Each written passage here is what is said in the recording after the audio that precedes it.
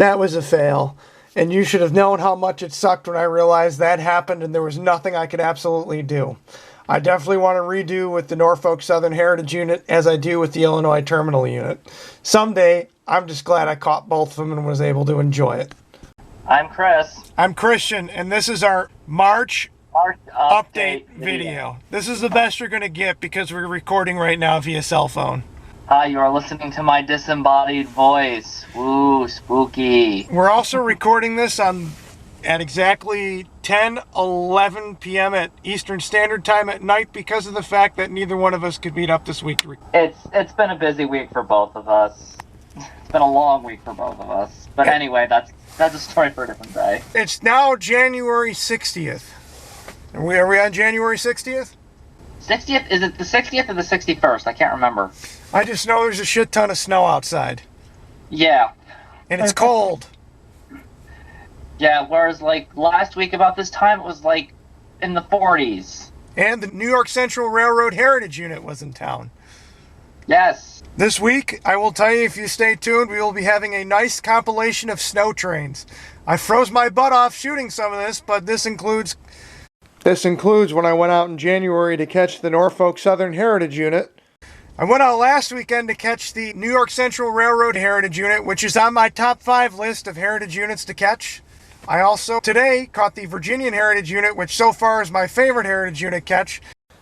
I also caught a Kansas City Southern Belle leading K006. It was phenomenal. For the first time of this decade. For the first time this decade, yeah. Well, first after slipping and falling on my rear end. Long story, don't feel like getting into it. A little embarrassing. But I actually got to see a MD-88 take off from Buffalo Airport. Haven't seen one of those things in a while. Don't know if they're phasing them out. I've heard different things from different people about it. But the MD-88, as some of you may know, has some of the loudest engines on any airliner flying today. So, I mean, one of those things passes overhead. So, Chris, let me ask you, would you compare that to Reading and Northern 425? Actually, it's like comparing apples to oranges, honestly. This is just a blast of noise as it passes you. As is 425 with its stack talk climbing up Hometown Hill. God, is that loud. It's louder. It's definitely louder. So, as you see, we've actually been out shooting. I've been reserving rail fanning to only interesting stuff, but while there's still snow on the ground, I honestly want to shoot a few more trains in the snow for Snow Trains video. So that'll be this Friday. Next week, Friday, we'll be Planespotting at Buffalo Airport. And then we're pretty much out of footage unless Chris and I go Planespotting tomorrow, or which would be today. But we're going to see what the weather is today. Yeah, just play it. We're just going to play it by ear tomorrow. You'll figure it out by the Instagram post later. Pretty much.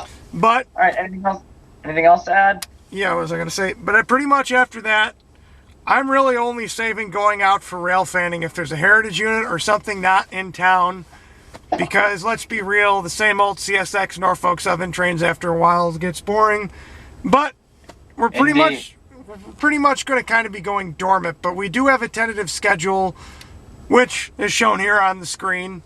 Why is that a dark screen? Because ASG never tells anyone about their tentative schedule. Right. So, anyhow, that's it for our March update video. Stay tuned, and hopefully we may have 2 to 3 videos this month. All right. Well, here's hoping. Anyway, I'm the disembodied voice of Chris. And I'm Christian.